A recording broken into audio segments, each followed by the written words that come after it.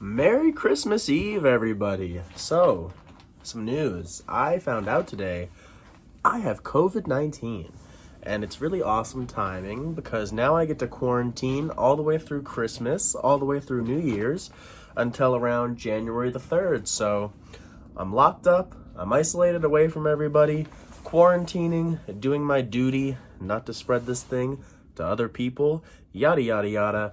But basically, hopefully the upside from this is over the next 10 days or so, as I'm quarantining, I plan to make a decent amount of videos because it's the holiday season. I'm not working. I'm not in school. Again, I'm isolating. I can't really do anything.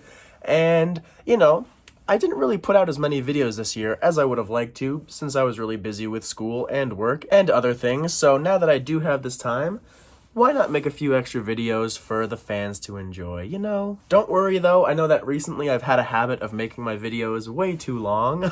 So, since I'm going to be putting out multiple videos within the span of a week or two, I'm going to try to keep them all short for you guys so you don't get overloaded with David Rowe content. I will definitely have some year-end list type videos coming out. It is the end of the year. I'll be doing, best albums, best songs, maybe best EPs, maybe some other stuff. We'll see. I'll also be dropping just some little reviews for albums I've been listening to in the second half of the year, because in the second half of the year is kind of when I really dropped off from making videos, and there was a lot of albums I've been listening to that I wanted to talk about but didn't really get the chance at the time, but now I'll be going back and talking about some of them. And the first one we have up here, which you guys already know if you saw the title of this video, which I'm sure you did before clicking on it, because why wouldn't you? We're going to be reviewing An Evening with Silk Sonic. So Bruno Mars, one of the biggest pop stars of the 2010s, decided to team up with previously an underground R&B legend in Anderson .Paak, but at this point, you can definitely say Paak is pretty mainstream. Not as mainstream as Bruno by any extent. He's never had the same type of solo success as Bruno, but if you're a younger music fan these days, I feel like you probably know who Anderson .Paak is, whether through his solo material, through his features. I'll just say amongst my peers, everybody knows Malibu, man. Everybody knows Oxnard. I mean, Paak has really made a name for himself amongst my generation. I don't know if many people my parents' age, would really know who Paak is, but they would know who Bruno Mars is. So, Bruno is still a lot bigger than Paak, but Paak's on his way up. He's starting to get more of the respect he deserves for being as incredible of an artist as he is. And these guys teaming up, it kind of did feel like it came out of nowhere. At least I personally didn't expect it at all. But when they dropped their first single as a group together, and of course as a group they go by the name Silk Sonic, they first dropped Leave the Door Open. I honestly can't even remember now. Was it earlier this year? Was it last year? It feels like forever ago. Maybe it was really early this year around Valentine's Day or something. But either way, when they first dropped that, I was kind of shocked by it. But I was very happy to see it even before I listened to the song, because I was like, damn, now that Anderson is teaming up with Bruno, he's going to hit a whole other plateau of popularity, and the man deserves it. So it was just nice to see. But then when I played the song, good God, man. I think the whole world collectively agreed. I think we all fucking love that song. But Leave the Door Open, that is a hit. That is just a smooth, baby-making jam, and I just couldn't get enough of it when it dropped, and it kind of made me realize, okay, these guys could do something really special together, and I was just looking forward to anything else they would drop as a duo. They followed up a few months later with their second single, Skate, which, once again, man, that song was just an absolute jam. A little bit more upbeat than Leave the Door Open. Leave the Door Open was a little bit more oh, wow, pow, you know what I mean? Just a little more swinging, a little more smooth, a little more just take your time, take it easy. And then Skate was more yo, I can go out and just skate to me, baby. And you get a little bit more rowdy, dancey from it, nice summertime vibes. And they did drop a third single much closer to the release of this album called Smoking Out the Window, but because by the time that single dropped, they had also already dropped the track list for this thing, which showed that there was only 9 songs on here, including an intro, which is a minute long. I was like, okay, I'm not gonna spoil half of this album for myself before I get the chance to hear it, because I was so in love with the first 2 singles. I was kind of hoping that this album here would be 15 tracks or something. So when it was only 9, and I was like, damn, I only have really 6 more unique songs and an intro to listen to, I was like, I'm not spoiling one of these songs before the album comes out. I did forget to mention that they also dropped the intro to this album as a single around around the same time as Leave the Door Open. I didn't listen to it at the time, and I still don't really understand why they did that. I think that's kind of weird, but I just thought I'd throw that out there in case anyone was going to correct me about it. So I guess they technically dropped 4 singles to this thing, but yeah, I only heard Skate and Leave the Door Open prior to hearing the full record. But anyways, November 12th came along, the full album finally came out. Everybody was raving about it. I took a few days to hear it because, like, when I say I was busy with school, I was so fucking busy with school, guys. I am not just using that as an excuse for, like, being lazy and not making videos. Like, I literally just was not listening to music at all for a good chunk of the fall, unfortunately. I was maybe listening to one new album every 2 weeks or something. It was a rough time for a music lover such as myself. But you know what? I had to put my school first. I did what I did, and I got around to this album eventually. Listen to it with my girlfriend because, you know, it's kind of that kind of album that you want to listen to with a romantic partner, maybe. Not that it's not fun to listen to by yourself, but it just has those nice romantic vibes for when you and that special someone are just chilling together. So with all that background information out of the way, how do I feel about this album as a whole? Well, it's pretty damn good. It is a really nice soul/R&B revival.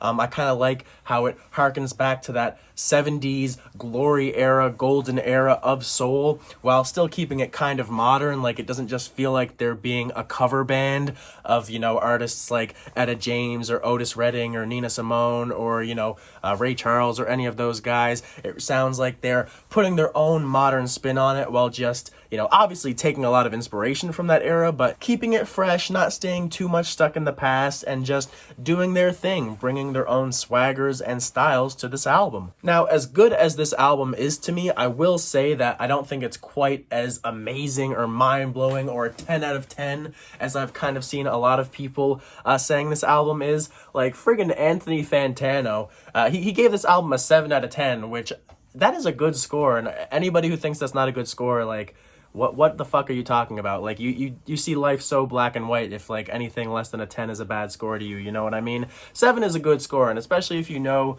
Anthony Fantano's videos, he considers that a really good album. So, but people were, like, fucking pissed off at him. Like, that video had, like, more dislikes than likes. You know, this was before YouTube hid dislikes, and you just saw the ratio on that video. You would have thought the man gave it a 2 out of 10 or something. He gave it a fucking strong 7. And motherfuckers were out here like, like, they were pissed off, and I was just like, Jesus, like, he praised the album. Like, why are you so mad? So yeah, just seeing some of the reception to this album, I understand that for a lot of people, this is like a fucking masterpiece, 10 out of 10, incredible, like, thank you, Jesus, for this album. I think it's really damn good, but I do have my problems with it. We'll get to those in a bit, but first I'm going to talk about the things that I do love about this album. First of all, the runtime, the track length, it being only 9 songs. Yes, it was kind of disappointing in the sense, especially having loved the first 2 singles so much, you know, you just wanted to see a big, meaty, juicy album with tons of material. But having actually got the album, I think 9 tracks is a length that works really well for it for a few different reasons. First of all, there is a pretty similar sound/style throughout a lot of this album. They definitely don't just use one style the whole album. You know, songs like Fly As Me or 777 obviously have a different sound than, say, Skate or Blast Off or After Last Night. You know, they're not just literally doing the same thing every song. But you have to admit there's a very consistent vibe and feel and musical style overall to this album. And I feel like with anything more than 9 tracks, it might have got a little bit stale. It might have felt a little bit too samey. The songs could have started to feel like they didn't do a great job differentiating themselves from each other. But with only 9 tracks, that really doesn't become a problem. It's a really easy, quick, fun, entertaining listen. It never drags, it never gets boring, it never feels stale. So as far as the overall album experience that they created with this one, they definitely did a good job in ensuring it was nice and punchy and memorable, and just that it didn't get boring, you know? I will also say another overarching thing I like about the album is the kind of like loose emotional narrative/story that the album kind of tells. You know, at the beginning of the album with songs like like leave the door open after last night, fly as me. You know, you kind of have this vibe of, you know, it's kind of weird because you have two singers, so I can't say he's falling in love with this girl. Like, I can't tell if Bruno and Anderson are playing the same character. Like, it is kind of weird,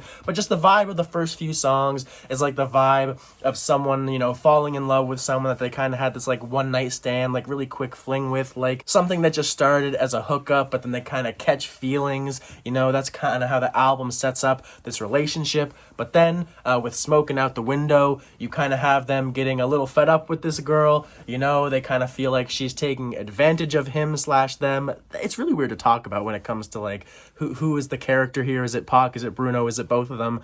Do they have their own storylines? It is really weird. But anyways, yeah, so on Smoking Out the Window, they kind of portray themselves as like fed up, irritated in the relationship. They feel like they're being used for their money, for their fame, for their clout, for all that stuff. And you know, there's a lot of really kind of like over the top comedic kind of lyrics on that song. So it keeps it pretty tongue in cheek, but also definitely voices their frustration and kind of makes it seem like they don't want anything to do with this girl anymore. They're kind of sick of her. But then with the next song, is it Put on a Smile? It's something like that. They kind of realize that after they've like, you know, got rid of this girl or whatever, they're like, damn, I regret it, man. I really loved her and I couldn't appreciate her while she was there. You know, it's just getting really down on themselves, and it's like the most, I'd say, like solemn, emotional moment on the album. And I think that's the song where it has like the really funny lyric where Anderson Paak's like, not to be dramatic, but I wanna die. Like, they have a lot of really funny like one-liners on this album. This album is also like chock full of personality. You know, not to show my bias, but especially from Pac. I like Bruno. I think Bruno is the better vocalist in the traditional sense. You know, he's hitting those high notes. He's hitting those soaring. Yeah! That was a horrible. Oh my God. I apologize. That is not at all what he sounds like. But you know what I mean. He's hitting those more like, you know, I'll just put it this way. Anderson .Paak is singing on this album, but Bruno Mars is singing. He's singing, man. You know what I mean? Like, he's really going for it. And that's just not what Anderson does, so I'm not saying it's a bad thing. Like, obviously, these guys bring two different things to the table, and that's really one of the reasons why they work so well as a group anyways. They complement each other, they fill in each other's weaknesses, and they just have a good chemistry, a good back and forth. I like how it's not just kind of like rigidly structured on this album with them going like one verse at a time and not really having much interplay with each other. Like, they trade lines, they go back and forth, they bounce off of each other a lot on this album. The chemistry is there, it's tangible, it's poppin'. They're definitely a very good duo in that sense. But oh yeah, anyways, where was I? So after Put on a Smile, where they're like, I want you back, like, I just need you back in my life. Then we get to, I think it's 777 after that, so it kind of seems like it's more upbeat again, and maybe they're getting back with this girl. And then with Skate, it seems like things are all good again, you know, skate to me, baby. And so their relationship is starting to flourish again. And then Blast Off, I'm not even gonna lie, I haven't even really paid that much attention to the lyrics on this one yet, but it has a very kind of like ascending into the clouds kind of vibe. So, you know, maybe it's like their relationship like climaxing and they're just soaring together, like they feel awesome, they feel whole, they feel one. So there is kind of like a loose emotional narrative structure to this album. It's not like a really particular, like conceptual, like Good Kid, Mad City detailed story, but there is definitely like an emotional arc to this album that is pretty apparent even for someone like me who just admittedly like hasn't paid that close attention to the lyrics on every song. So all that being said, it is a really nice thing with this album where each song works extremely well on their own. Like, pretty much every song on this project is single worthy in the sense that they're catchy, they're punchy, they're immediately memorable, they stick with you, but they also flow and work really well together and create an awesome overall album experience. So you kind of get the best of both worlds there. Like I said, Anderson and Bruno's chemistry is fantastic. So many funny, silly, clever, witty, over-the-top, sarcastic lyrics on this thing. All that combined with the charisma you're getting from Bruno and Pac definitely just makes this a very personality-filled album in the first place. So with all this praise I'm heaping on this album, you may be thinking like, whoa, so you're saying you don't think this is a 10 out of 10? Like, you don't think this is amazing?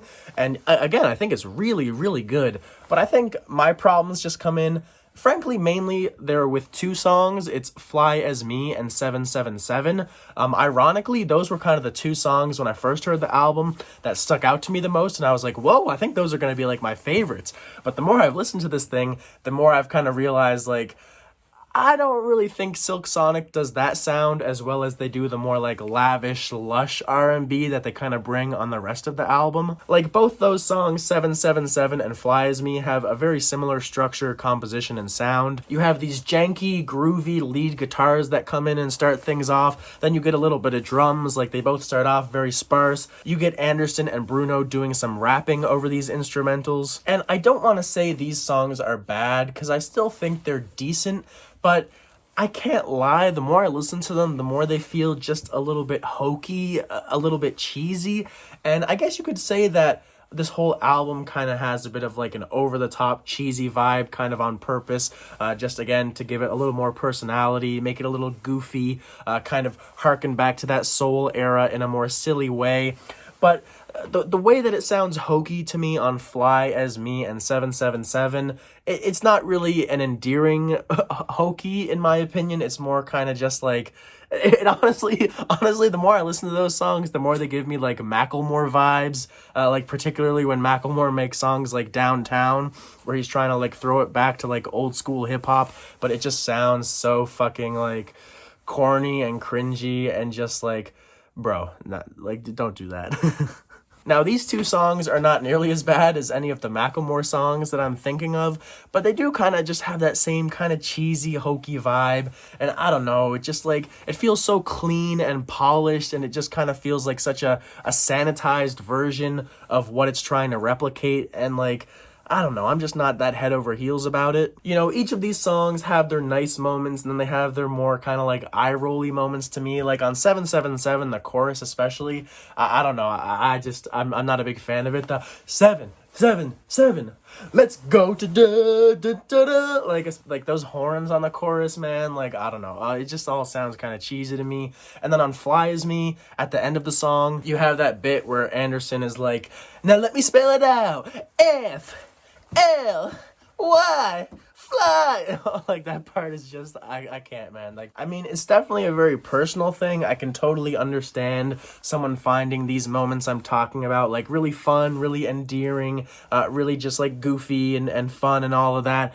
For me, unfortunately, they just don't work. There's a lot of moments on this album that I do feel kind of, like, capture that energy in a successful way, and these moments aren't really those for me. Like, it just feels so just like, bro, like, again, just very like Macklemore, goofy, hokey, kind of just like, But again, I'm not trying to hate on anyone who likes those songs, and if someone loves those songs, then I can totally see why they would think the whole album is a masterpiece. But because those songs kind of miss for me, and because, you know, it's only a 9-song album, they do like drag the album down a little bit for me, where again, I really, really enjoy it, but it's just not going to be like a top 5 album of the year for me or anything. You know, I don't know if it's going to make my list. I haven't started making my lists anyways. I don't even know how many albums I'm going to have on my list, so I don't know if it'll make my year-end list in general, but again, I really, really like it. I don't want people to think I don't like this album. I just would have personally preferred if they made 2 different songs besides 777 and Fly As Me.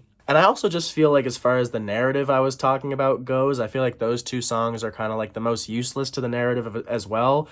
So overall, like, they just don't fit that great to me. So yeah, you guys get the point by now. I'm just not that into those 2 songs. But the other 7 tracks on here, I really like a lot. After Last Night, that funky bass courtesy of Thundercat. Ooh, it's just groovy. After last night, I think I'm in love with you. Yeah, that shit is fire. Of course, Skate, Leave the Door Open. I have to say, even after hearing the whole album, Leave the Door Open is probably still the best shit on here. Just like that lavish instrumentation. It's just like, oh, I'ma leave the door open. And then like those drums, like in the bridge, like da da da da da da da da da da da. You know what I mean? Also, some of my favorite drums on the album come on Put On a Smile. When you have those really rapid drum fills like near the chorus, and it's just like that's just crazy. Love that. Blast Off is gorgeous. Once again, it just feels like you're ascending, flying through the clouds, just like blast off. You know, I don't know all the lyrics, bro, but it's okay because the vibe is immaculate. And yeah, frankly, I could keep rambling, but in the spirit of trying to at least kind of stick true to what I was saying earlier and not have my videos be too long, I'll just cut myself off because I think I've said all that needs to be said. I think you guys understand what I love about this album and the few parts of it that kind of took the whole thing down a little bit for me, but yeah. Really love these guys as a group. They're an excellent duo. Love their chemistry, the song making, the instrumentals. Overall, they did a hell of a job with this album. Just a few tracks weren't personally for me, and you know, just that more like kind of like retro hip hop like rap style that they have. Like maybe it could work for them if they did it differently the way they did it on this album. I wasn't particularly vibing with it, but hey, you guys let me know what you thought about this album. I know it's one that probably most of you guys have heard. It's been one of the biggest albums of the year, so hopefully you guys have lots of thoughts that you can share. And yeah, Merry Christmas, everybody. I hope all you guys are having a good time. Hopefully you guys aren't having to isolate like I am, but you know what? I'm going to make the most of it. At least I'm with my family and I'm not totally alone, so I'm still going to have a good Christmas. Not going to get too down or anything. Again, going to be making some more videos here, so hopefully you guys enjoy whatever I end up coming out with in the next few days. And yeah, enjoy your holidays, guys. Happy holidays, everyone. Happy holidays, everyone. Happy holidays, everyone. See you guys later.